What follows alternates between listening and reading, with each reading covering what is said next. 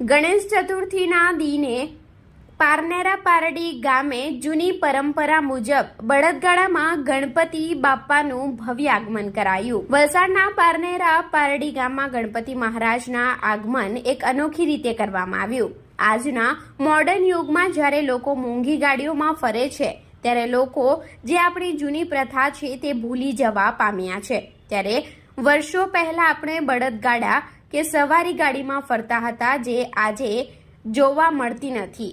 ત્યારે આધુનિક યુગમાં લોકોને જૂની પરંપરા યાદ કરાવતા એક એવો જ કિસ્સો સામે આવ્યો છે, જેમાં પારનેરા પારડી ગામમાં 60 વર્ષ જૂની સવારી ગાડીમાં આજરોજ વિઘ્નહર્તા ગણપતિ બાપ્પાનું ભવ્ય આગમન કરી જૂના સંસ્મરણો યાદ કરાવ્યા હતા।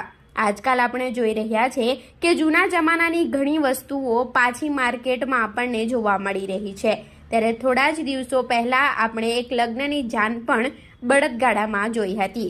ત્યારે આજરોજ ગણેશ ચતુર્થીના પર્વને લઈ પારનેરા પારડી ગામે જૂની પરંપરા મુજબ બળદગાડામાં ગણપતિ બાપ્પાનું ભવ્ય આગમન કરવામાં આવ્યું હતું।